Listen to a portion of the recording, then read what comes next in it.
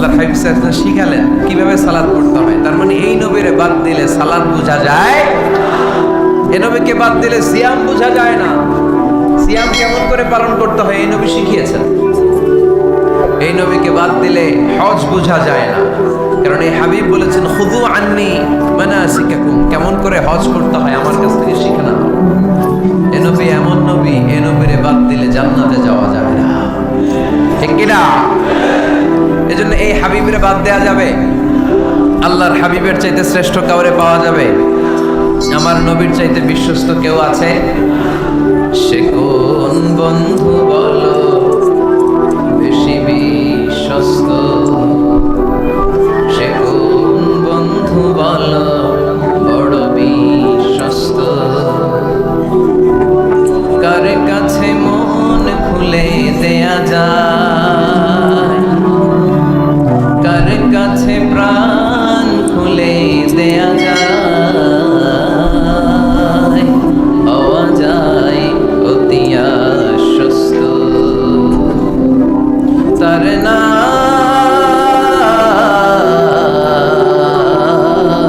আহমদ বড় বিশ্বস্ত। সুবহানাল্লাহ। ওনার চাইতে বিশ্বস্ত গোটা দুনিয়ায় দ্বিতীয় কাউকে খুঁজে পাওয়া যাবে? এজন্য উনি যা নিয়ে এসেছেন ওইটাই আমাদেরকে ধরতে হবে, because he is our model. তিনি আমাদের সেলিব্রিটি, তিনি আমাদের মডেল। তিনি যেমন যেমন করেছেন তেমন তেমন করলে লাভ না লস? আওয়াজ করে বলতে হবে লাভ না লস। এজন্য আল্লাহর হাবিব সাল্লাল্লাহু আলাইহি ওয়াসাল্লামের আদর্শই আমাদের আদর্শ, ঠিক কি না? ওমা আতাকুমুর রাসূলু ফাখুযুহু ওমা নাহাকুম আনহু ফান্তাহু। Whatever he brings you, take it. Whatever he forbids, abstain from it. তিনি যা নিয়ে এসেছেন ধরো, তিনি যা নিষেধ করেছেন ছাড়ো। করা যাবে? আমি প্রশ্ন করি, উত্তর দেন। তিনি যা নিয়ে এসেছেন ধরো। আওয়াজ করে বলবেন, তিনি যা নিয়ে এসেছেন, তিনি যা নিষেধ করেছেন, এতেই কল্যাণ। দুনিয়াতেও কল্যাণ, আখিরাতেও কল্যাণ, ঠিক কি না? যা নিয়ে এসেছেন এতে বারাকাত, যা নিয়ে এসেছেন এতে কল্যাণ, যা নিয়ে এসেছেন এতে রাহমা। যেটাই নিষেধ করেছেন ওটার মধ্যে গজব, ঠিক কি না? যেটাই নিষেধ করেছেন ওটার মধ্যে ক্ষতি, যা তিনি বারণ করেছেন ওইটাতে লস। আমরা লসের খাতায় নাম তুলতে চাই না।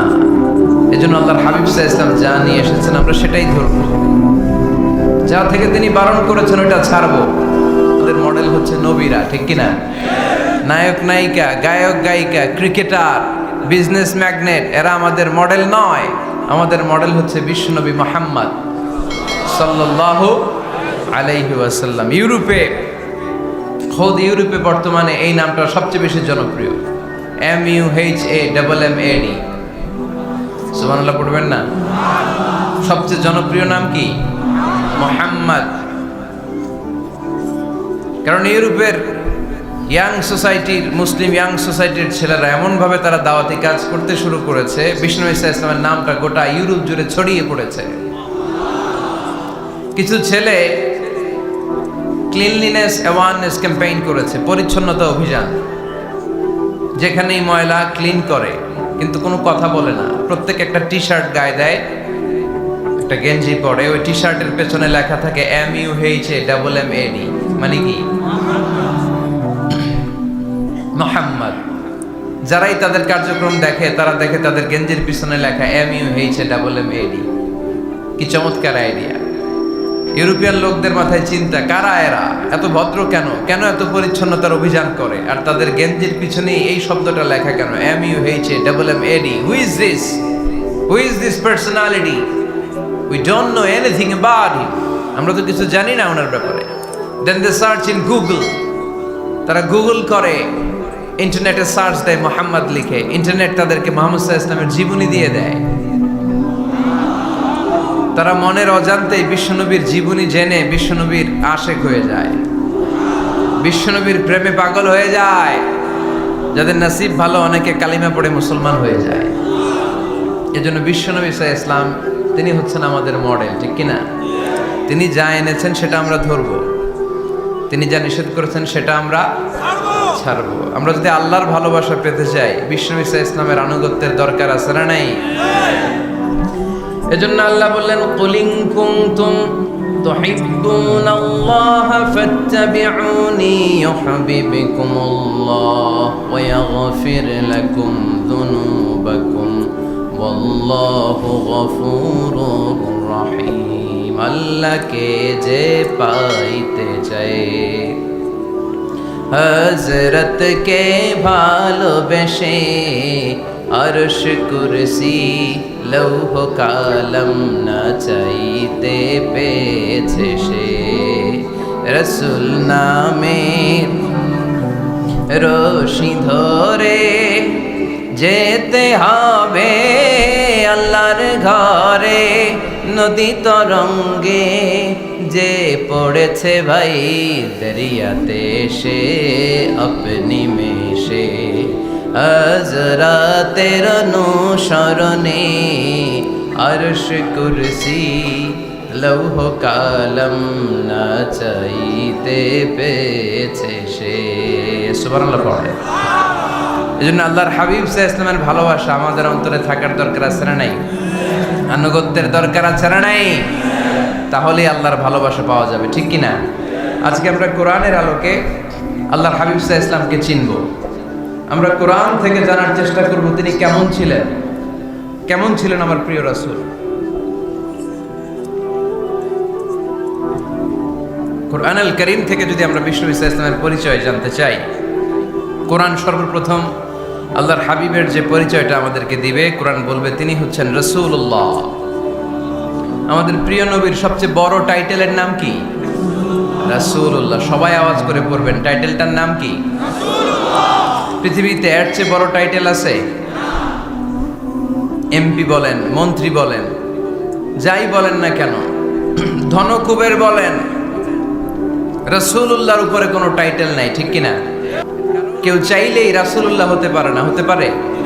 আমরা সবাই মিলে যদি একজনের ভোট দেই, উনি তো রাসূল হয়ে যাবে, তাই না? হবে না? ভোট দিয়ে রাসূল বানানো যায় না? আমাদের মানব জাতির সাথে যদি জিন জাতি একাত্মতা পোষণ করে, মানব জাতি আর জিন জাতিও যদি ভোট দেয়, তাহলে তো রাসূল হবে। ফেরেশতারা যদি বলে আমরাও আছি সাথে, তাইলেও রাসূল বানানো যাবে না। তার মানে রাসূল ইলেকশনে হয় না, রাসূল হয় সিলেকশনে। আর সিলেক্ট করেন কে? আল্লাহু ইয়ালামু হাইসু ইয়াজআলু রিসালাতা। আল্লাহই ভালো জানেন তিনি কাকে রাসূল বানাবেন। এজন্য চাইলেই রাসূল হওয়া যায় না, ভোট দিয়ে রাসূল বানানো যায় না। রাসূল সিলেক্ট করেন একজন, চিল্লায় বলেন তিনি কে?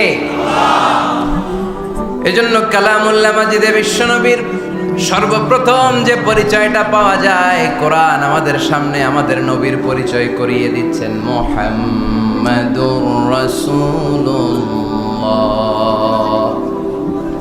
ওয়াল্লাযীনা মা'আহু আশিদ্দাউ আলাল কুফফারি রুহামাউ বাইনাহুম। কোরআন সর্বপ্রথম বিশ্বনবীর পরিচয় আমাদের সামনে তুলে ধরলেন আর বলল, কোরআন আমাদেরকে জানিয়ে দিল আমাদের প্রিয় নবীর প্রথম টাইটেল হলো তিনি হলেন রাসূলুল্লাহ সাল্লাল্লাহু আলাইহি ওয়াসাল্লাম। তাহলে আল্লাহর হাবিব সাল্লাল্লাহু আলাইহি ওয়াসাল্লামের প্রথম পরিচয় রাসূলুল্লাহ। আওয়াজ করে বলেন তো, প্রথম পরিচয় কি? রাসূলুল্লাহ। তিনি আল্লাহর বার্তাবাহক, আল্লাহ তাআলার পক্ষ থেকে বাণীবাহকের কাজ তিনি করেন। কিন্তু আমার নবী এতটাই বিনয়ী ছিলেন, এতটাই হাম্বল ছিলেন, আউট অফ হাম্বলনেস তিনি নিজেকে রাসূল বলে পরিচয় করে দেওয়ার আগে তিনি নিজেকে আল্লাহর দাস বা গোলাম বলে পরিচয় দিতেন। পড়েন সুবহানাল্লাহ। বিনয়ের কারণে তিনি বলতেন, ইন্নী আব্দুল্লাহি ওয়া রাসূলুহু, নিশ্চয় আমি আল্লাহর দাস, নিশ্চয় আমি আল্লাহর গোলাম, তারপর আমি আল্লাহর রাসূল। আল্লাহর হাবিব যখন আল্লাহর কাছে দোয়া করতেন, আল্লাহর হাবিব বলতেন, আল্লাহুম্মা ইন্নী আবদুক ওয়া ইবনু আবদিক ওয়া ইবনু আমাতিক নাসিয়াতি বিয়াদিক। আল্লাহর হাবিব বলছেন, আল্লাহ আমি আপনার গোলাম, শুধু আমি আপনার গোলাম নয়, আমি গোলামের ঘরের গোলাম। আল্লাহু আকবার।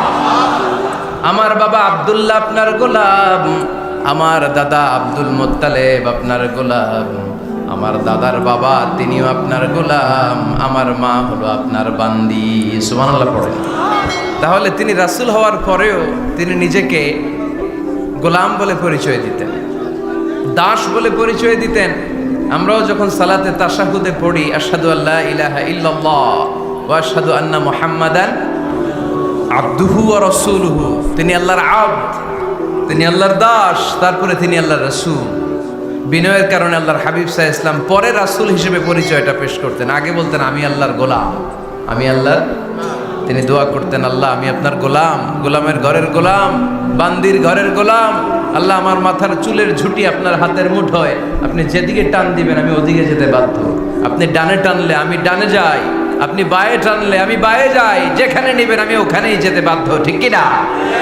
আউট অফ হাম্বলনেস, বিনয়ের কারণে। কি বিনয়ী ছিলেন বিষ্ণু ঈসা ইসলাম, তিনি আল্লাহর রাসূল, তারপরেও তিনি পরিচয় দিতেন আল্লাহ আমি আপনার গোলাম। আওয়াজ করে পড়েন সুবহানাল্লাহ। তাহলে প্রথম যে পরিচয় কোরআন আমাদেরকে দিল সেটা হচ্ছে আমাদের প্রিয় নবী ছিলেন রাসূলুল্লাহ। আওয়াজ করে বলেন পরিচয়টা কি? এর চেয়ে বড় পরিচয় হতে পারে? হতে পারে? দ্বিতীয় পর্যায়ে কোরআন আমাদেরকে জানাচ্ছে যে তিনি শুধু রাসূলুল্লাহই নয়, তিনি শুধু আল্লাহর রাসূলই নন, তিনি হচ্ছেন শেষ রাসূল, তিনি হচ্ছেন শেষ নবী, তিনি খাতামুন নবিয়্যিন। ওনার পরে আর কোন নবী আসবে? চিল্লায় বলেন। এই হায়দারগঞ্জের একজন যদি ঘোষণা দেয় আমি নবী, কি করবেন? ওই একজনকে মায়ের কারে কর, হ্যাঁ কি করবেন আপনারা? কি করবা?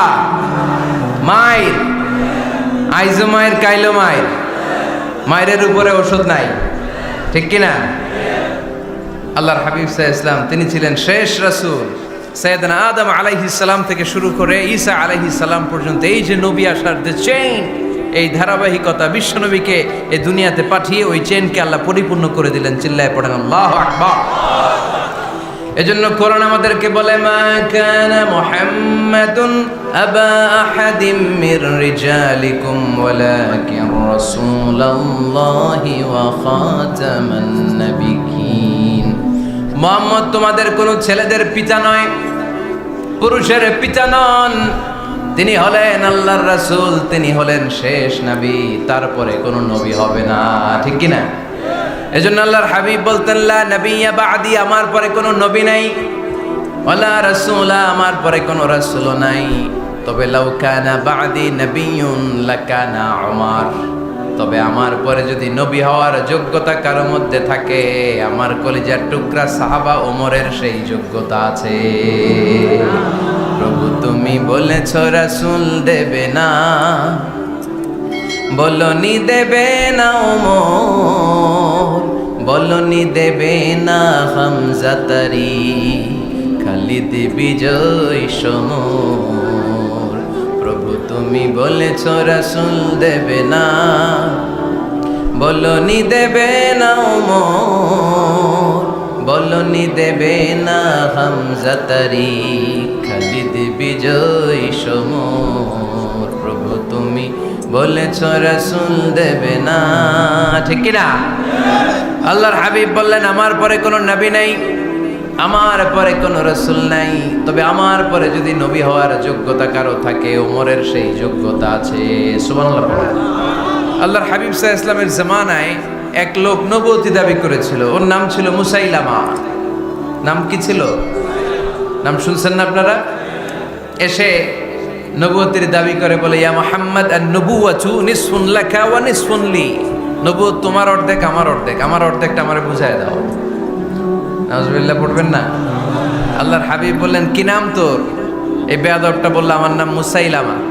আল্লাহর হাবিব বললেন আজ থেকে তুই শুধু মুসাইলামা নয়, আজ থেকে তুই মুসাইলামাতুল কাযযাব, মিথ্যাবাদী ভণ্ড মুসাইলামা, ঠিক কি না?